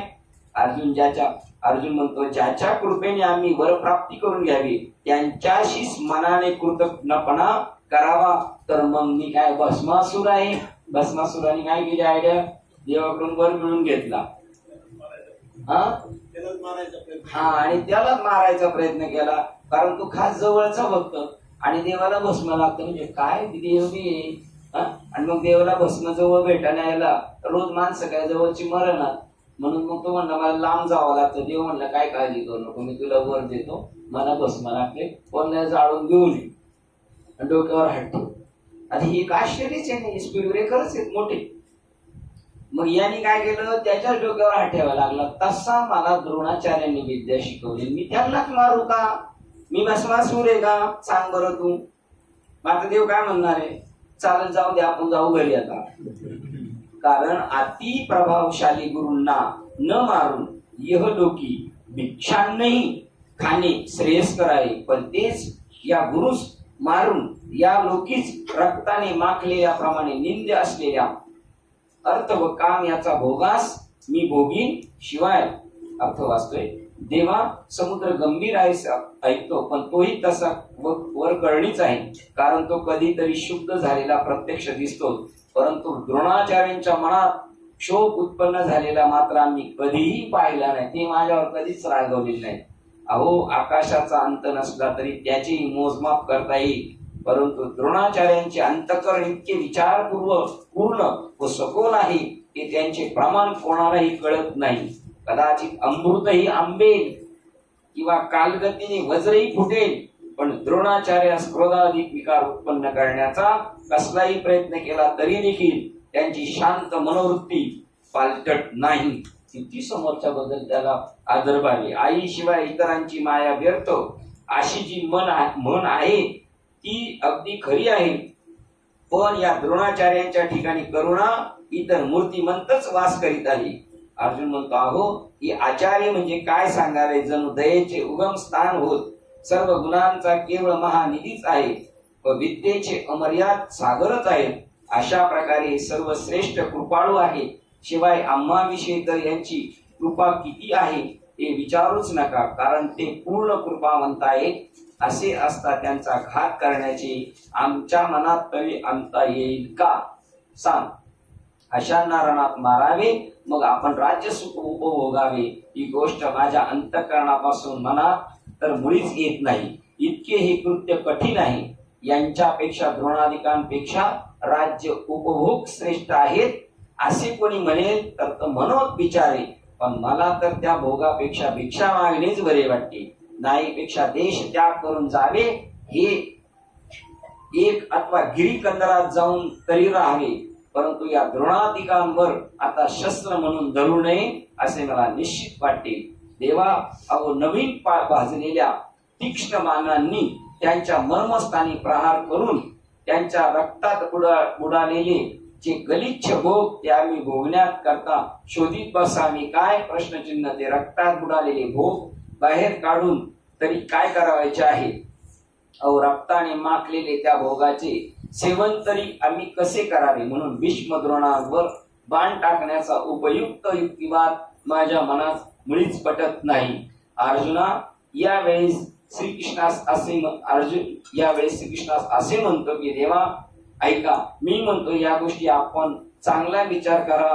पण अर्जुनाचे हे म्हणणे ऐकून श्रीकृष्णास आवडले नाही असे जाणून अर्जुन आपल्या मनात भ्याला व पुन्हा देवास म्हणू लागला की देव माझ्या बोलण्याकडे लक्ष का बरे देत नाही. श्लोक क्रमांक 6 वाचतोय. आणि आम्हाला पांडवांना युद्ध करणे, भिक्षान्न खाणे या दोन्हीतील कोणते एक अधिक चांगले आहे आम्ही जाणत नाही. किंवा आम्ही यांना जिंकू अथवा आम्हाला हे कौरव जिंकतील हे जाणत नाही. ज्या दुर्योधनाधिक बंधूंनाच मारून आम्ही जिवंत राहण्याची इच्छा करणार नाही. धृतराष्ट्राचे पुत्र आमच्या सन्मुख उभे राहिले आहेत. बाकी माझ्या मनात जे होते ते मी ते सविस्तर विचार करून बोललो. परंतु यापेक्षा खरे चांगले कोणते तुम्हासच माहीत. हे पहा, ज्याच्याशी आमचे वैर आहे ही अक्षरे ऐकल्याबरोबर आम्ही प्राण सोडावे तेच भीष्म द्रोणादी रणभूमीवर आज युद्ध करण्याच्या निमित्ताने माझ्या समोर उभे आहेत. तर आता अशांना मारावे किंवा यांना सोडून निघून जावे, या दोन्हीमध्ये चांगली गोष्ट कोणती ही आम्हाला तर मुळी समजत नाही. अजून बोलते. श्लोक क्रमांक 7. कार्पण्य म्हणजे कृपणपणा, दैन्य, आत्म्याचे स्वरूप न जाणणे या दोषामुळे ज्याचा स्वभाव क्षात्र धर्म तिरस्कृत नष्ट झाला आहे आणि त्यामुळेच स्वधर्माविषयी परमात्म्याविषयी ज्याचे चित्त मूळ झाले आहे असा मी तुला विचारतो. जे निश्चित श्रेय असेल, ज्याच्यापासून परमपुरुषार्थ रूप अव्यभिचारी फल प्राप्त होईल ते मला सांग. मी तुझा शिष्य आहे. तुला शरण आलेला मला तू उपदेश कर. भावार्थ असते, आम्हास कोणती गोष्ट करणे योग्य आहे हे विचार करून पाहिले तरी या प्रसंगी आम्हाला सुचत नाही. कारण या मोहाने माझे चित्त व्याकुळ झाले आहे. ज्याप्रमाणे अंधकाराच्या प्रतिबंधामुळे डोळ्याने दिसेनासे झाले, म्हणजे दृष्टीचे तेज लोपते व मग जवळ असलेलाही कोणताच पदार्थ दिसत नाही, तशी देवा माझी स्थिती झाली आहे. कारण माझे मन भ्रांतीने ग्रासले आहे. म्हणून आपले हित कशात आहे हे यावेळी मला समजत नाही. हे कशामुळे त्याला वाटलं देव हा बोलतो पण देव त्याला काही रिस्पॉन्स देत नाही, त्यामुळे त्याला असं वाटलं माझं काहीतरी मिस्टेक होते. तर श्रीकृष्णा, आपण विचार करून पाहावे व जे खरे हितकर असेल ते आम्हाला सांगावे. कारण आमचे इष्ट मित्र वगैरे सर्व काही तूच आहेस. आमचे गुरु, बंधू, बाप, कुलदैवत आणि नेहमी संकट समयी रक्षण करणाराही तूच आहेस. याप्रमाणे श्री गुरु शिष्याचा सर्व थेव अभ्यर करण्याचे मुळीच जाणत नाही किंवा समुद्र नद्यांचा अभ्यर कसा करील तर करीत नाही, त्याप्रमाणे आपण माझा अभ्यर करणार नाहीच. अथवा देवा ऐका, आपण विचार करा की आई जर मुलाला सोडून गेली तर ते कसे जगेल, सुखी होईल. तसे आम्हास तूच सर्वस्वी एकमेव आधार आहेस. व इतका वेळपर्यंत जे मी आपल्याला धर्मशास्त्र सांगितले ते जर तुम्हाला पटत नसेल तर पुरुषोत्तमा जी गोष्ट आम्हास करण्यास उचित असून ती धर्माविरुद्ध नसेल ती तुम्ही आता लवकर सांगा. या व्याख्यानात कोणत्याही दृष्टीने धर्माला प्रतिकूल नाही असा मोक्ष प्राप्तीचा निश्चल फल पर्यावासी उपाय सांगा. मी आपल्याला शिष्य बुद्धीने शरण आलो आहे. हे अर्जुनाच्या विनंतीचे तात्पर्य असल्याने महाराजांना उचित पदाने सुचवले आहे. कारण तो पुढे असे म्हणतो. अजून अर्जुन बोलते पा, या लोकी शत्रुरहित समृद्ध राज्य व देवांचेही राज्य प्राप्त करून जे माझ्या इंद्रियांना सुकवणाऱ्या शोकाला घालवी साधन तो उपाय मला दिसत नाही. हे सर्व गोत्रच पाहून माझ्या मनात जो शोक उत्पन्न झाला आहे तो आपल्या उद्देशा वाचून दुसऱ्या कोणत्याही उपायाने नाहीसा होणार. तो आपल्या उपदेशा वाचून दुसऱ्या कोणत्याही उपायाने नाहीसा होणार नाही. समजा आज मला पृथ्वीचे राज्य मिळाले किंवा इंद्रपदही प्राप्त झाले तरी देखील माझ्या अंतःकरणात उत्पन्न झालेला हा मोह शोक दूर होणारच नाही. जसे पूर्णतया भाजलेले बी कितीही उत्तम जमिनीत पेरले तरी त्यास जरी मन मुराद हवे तितके पाणी घातले तरी ते उगवत नाही, किंवा जे ते अविष्य संपले आहे ते इतर कोणत्याही औषधाचा काही उपयोग होत नाही. फक्त एका परामृताचाच उपयोग होतो. तसे मला सर्व राज्य भोग व संपत्ती प्राप्त झाली तरीही जीवित्वाने मोहित झालेला माझ्या बुद्धीला या मोहातून पार पडण्यास त्याचा मुळीच उपयोग होणार नाही. हे कृपानिधी, तुझ्या कृपेचा जिव्हाळाच आधार म्हणजे ब्रह्मैक्य ज्ञान उपदेशाद्वारा उपयोगी पडेल. काय वाक्य आलेले आहे? 68 नंबर पाठीमागे गेला. ऐसे तैसे राज्य भोग समृद्धी उज्जीवन नोहे जीव बुद्धी येत जिव्हाळा कृपानिधी कारुण्य तुझे. असं काय झालं? नाही, ऐसे अर्जुन 68 आहे ना. मग ऐसे अर्जुन ऐसे अर्जुन येथे बोलला जव क्षण एक भ्रांती सांगितला मग पुनरुपी व्यापीला उर्मी देणे. इथे यांनी एक्स्ट्रा टाकले का जीव ब्रह्म आहे म्हणून मोहातून पार पडण्यास मुळीच उपयोग होणार नाही. हे कृपानिधी, तुझ्या कृपेचा जिव्हाळा आधार म्हणजे ब्रह्मैक्य ज्ञान उपदेशाद्वारा उपयोगी पडेल. 68. याप्रमाणे जेव्हा क्षणभर भ्रांती दूर झाली तेव्हा त्या ठिकाणी अर्जुन असे बोलला, परंतु त्याला पुन्हा मोह लहरीने व्यापले. या अर्जुनाच्या स्थितीवर श्री ज्ञानेश्वर महाराज असे रूपक करतात की विचार केला असता यालाही मोहाची लहर नसून हा काही निराळाच प्रकार असावा असे मला वाटते. तो कोणता म्हणाल तर महामोहरूपी अविद्यारूपी काळ सर्पानेच अर्जुनास ग्रासले असावे आणि मर्मस्थानचे हृदय कमल त्या ठिकाणी कारुण्याची पूर्ण भरतीची वेळ आहे अशी संधी साधून त्या महामोहरूपी काळ सर्पाने त्याला दंश केला. त्यामुळे त्या लहरी उतरतच नाही. याच लहरीवर लहरी येऊन झेंडू फुटणार नाही काय अशी त्या विषयाची तीव्रता जाणून त्याच्या कृपादृष्टीने त्या महामोहरूपी सर्पाने विष नाहीसे होते. अशा त्या विषाची तीव्रता जाणून ज्याच्या कृपादृष्टीने त्या महामोहरूपी सर्पाचे विष नाहीसे होते तो श्रीकृष्ण रूपी गारुडी अर्जुनाच्या हाके सरसा त्याचे रक्षण करण्याकरता तेथे धावून आला. अशा त्या मोहाने व्याप्त झालेल्या अर्जुनाजवळ कृष्ण शोभू लागला.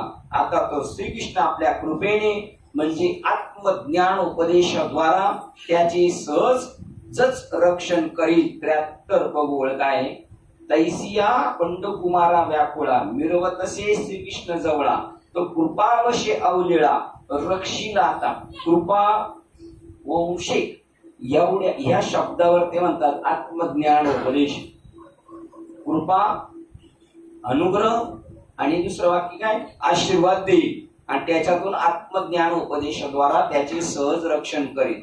ही साखरे महाराजांची खासियत आहे का ते त्याच्यामध्ये एक वेगळा शब्द टाकून त्याला मुख्य मुद्द्याकडे घेऊन जातात. हा अभिप्राय मनात जाणला म्हणूनच मोह हाच कोणी एक सर्प आणि त्याने पार्थाला ग्रासले आहे असे हेतू पुरस्परच मी येथे हे रूपकाने कथन केले आहे. कोणी कथन केले ते माऊलींनी कथन केले.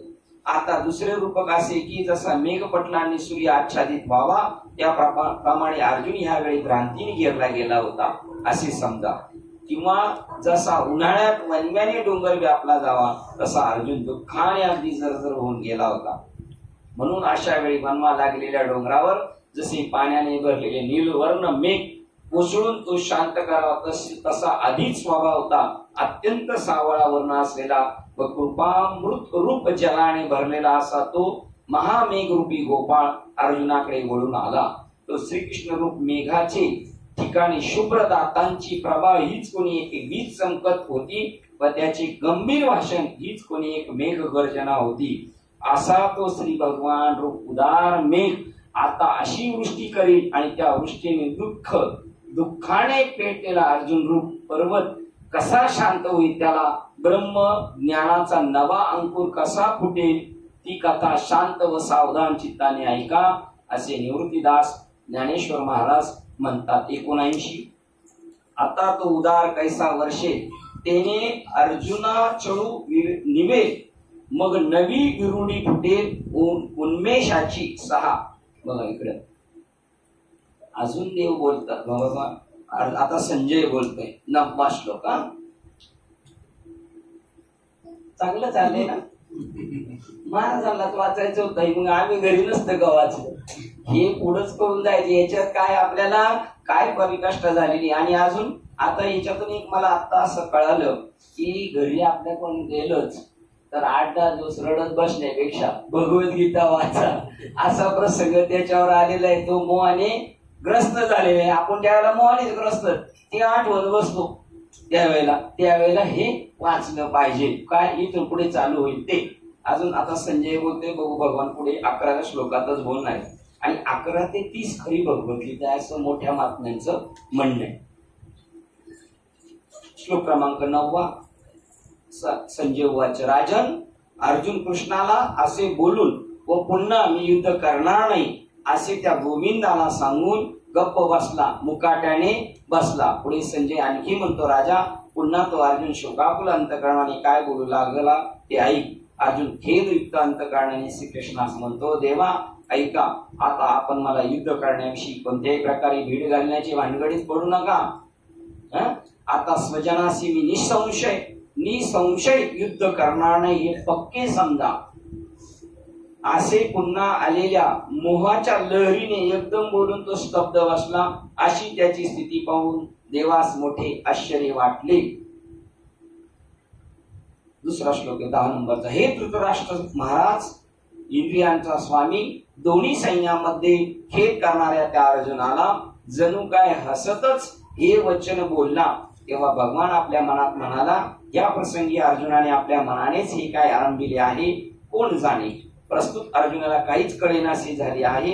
याला काय करावे, आता याच्या कोणत्या उपायाने समजूत पटेल, काय करेल, केले असता हा धैर्य धरेल असा एखादा मांत्रिक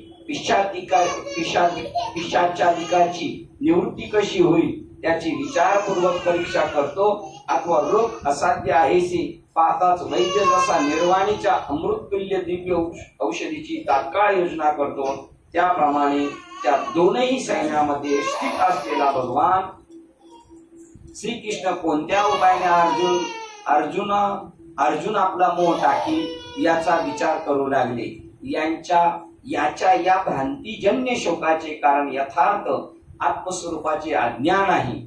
त्याचा नाश केल्याशिवाय अर्जुनाच्या भ्रांतीजन्य दुःखाचा नाश होणार नाही असा देव आपल्याशी निश्चय करून आपल्या रागात पुत्रप्रेम गुप्त रूपाने भरलेले असते. त्या आईच्या रागात पुत्रप्रेम गुप्त रूपाने भरलेले असते. त्याप्रमाणे भगवान प्रथम रागवल्यासारखे बोलू लागले. या सगळ्या मायेचं कारण आपण जर गेलो पाहुणे रावळ्यांकडे तर ही सगळ्या अशा चर्चा आहेत त्यांच्या याच्या मागच्या. हे असं चाललंय तेच तसं चाललंय. याच्यावर विलास सांगतात, याच्या या भ्रांतीजन्य शोकाचे कारण कवनाचे मायबाप, कवनाचे गणगोत, मृग जडवत जाईल रे. आणि त्या चर्चा आहेत आपल्याला. आई वडील गणगोत्रासाठीच तर करायचे, हा बी तोच म्हणतो त्यांच्यासाठी करायचं ना. आता हे या भ्रांतीजन्य शोकाचे कारण देव मुळासकट त्या रोगाचं निराकरण करणारे. भ्रांतीजन्य अर्जुनाला काय झालेली भ्रांती झालेली, काय झालेले, खरं सगळं जे आहे ते दिसणार नश्वर आहे, माईक आहे आणि असली परमात्मा आहे. पण हा बोलतोय हे माझे नातेवाईक आहेत, माझे काका आहेत, मामा आहेत, यांना मी मारणार, ही भ्रांती झालेली आहे. वास्तविक त्यांनी 2 वाक्य मगदी टाकली होती साखरे महाराजांनी. एक जीव ब्रह्म ऐक्य ज्ञानाचा उपदेश करणारे, एक आत्मज्ञानाचा उपदेश करणारे आणि निखळ, हे सगळं निखळ आत्मेचे, माणसं नाहीचे, जनावर नाहीचे, झाड झुडपं नाहीचे, सगळे काय आहेत ती प्राणी मात्र जे जे भेटेभूत ते माणिजीव होतो सर्व परमात्मा आहे, पण अर्जुनाला काय पडलेली आहे, बुरळ पडलेली आहे, भ्रांती झालेली आहे, रश्शी पडलेली आहे, हा समजतोय साप आहे. ती भ्रांती काढायची. या भ्रांतीजन्य शोकाचे कारण यथार्थ आत्मस्वरूपाचे अज्ञान. जेवढे जीव संसारात भरकटलेले आहेत त्यांच्याकडे काय आहे, यथार्थ आत्मस्वरूपाच्या बद्दल अज्ञान असल्यामुळे ते भ्रांतीजन्य आहे. त्याचा नाश केल्याशिवाय अर्जुनाच्या भ्रांतीजन्य दुःखाचा नाश होणार नाही. ही भ्रांतीजन्य दुःख आहे, हे एक त्याच्यामध्ये मूळ वाक्य आहे. काय, अर्जुनाला दुःख झालेले खरं आहे का खोट आहे? खरं आहे का खोट आहे? खोट आहे. कसं काय? हा, म्हणजे काय, रश्शी पडली आणि त्या रश्शीवर पाय पडला आणि तो घाबरला, मला साप चावलाय, आणि खोट्याच लहर यायला लागल्या त्याला, आणि लोकांना पळायला लावलं सैरावायला. त्याला साप चावलाय का? पाय कशावर पडलाय? रश्शीवर. तसा अर्जुनाच्या भ्रांतीजन्य दुःखाचा नाश होणार नाही. मग हे दुःख खरं आहे का अर्जुनाला पडलेलं? आणि आपल्या मैत्रीला रडतात ते दुःख खरं आहे का? खरं आहे का ते भ्रांतीजन्य? जर आपण त्यांना मैत्रीला तसं सांगितलं, म्हणून 10 दिवस दम काढला, म्हणजे 11 दिवशी प्रवचनात सांगू यांना, तुमचं हे रडणं भ्रांतीजन्य आहे, जन्माला येत नाही, काही मरत नाही, असा 11वा श्लोक चालू होणार आहे. भ्रांतीजन्य दुःखाचा नाश होणार नाही असा देव आपल्याशी निश्चय करून आता याच्यावर कोणती योजना करावी, याला काय औषध द्यावं? मग पहिले खोटं खोटं रागवतात. आईच्या रागात पुत्र प्रेम गुप्त रूपताने भरलेले असते. ती आई पोराला म्हणते मर मुर्द्या तिकडे जाऊन, म्हणजे त्याचा मुर्दा पडावा असं तिला वाटते का? नाही. तसं खोटं खोटं रागून त्याप्रमाणे भगवान प्रथम रागवल्यासारखे बोलू लागले. किंवा औषधाच्या कडवटपणातच जसा अमृताचा पुरवठा असतो, औषध पोरग घेत नाही, कारण का असतं ते कडू असतं, पण ते औषध कडू असलं तरी गुण कसे येणार आहेत? अमृतासारखे येणार आहेत. तसं पण तो वरकांती दिसत नाही, वरकांती कडूच दिसतं, अमृत दिसत नाही. तसा हा गीतेचा बोध आहे.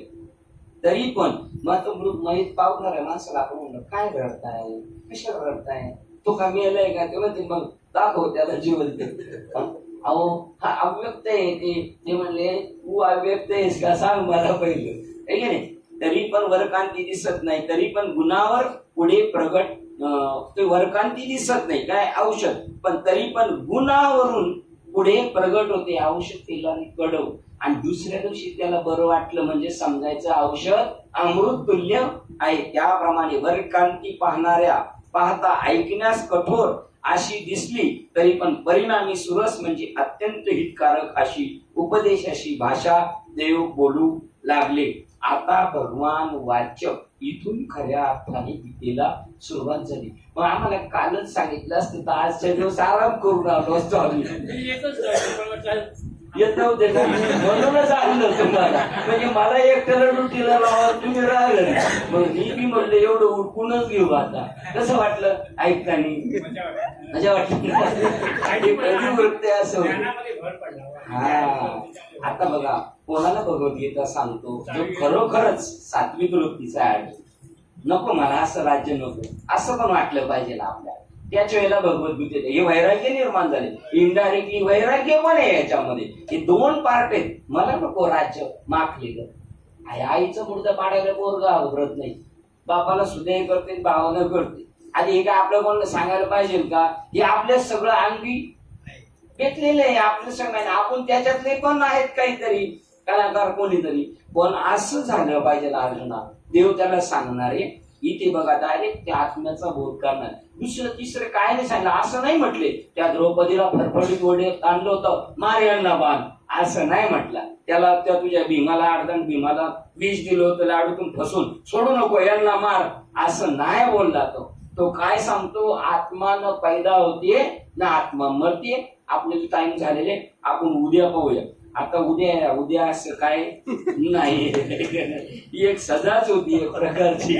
एवढं सोपं नवीन माणसाला सांगायचं. दुसऱ्या अध्यायाच्या 90 नंबरच्या श्लोकच्या पुढं ओळीच्या पुढं वाच, नाही तर तो म्हणले अवघड बाबा. याच्यात काय नाही, आमच्या घरचं आहे तसंच आहे का नाही.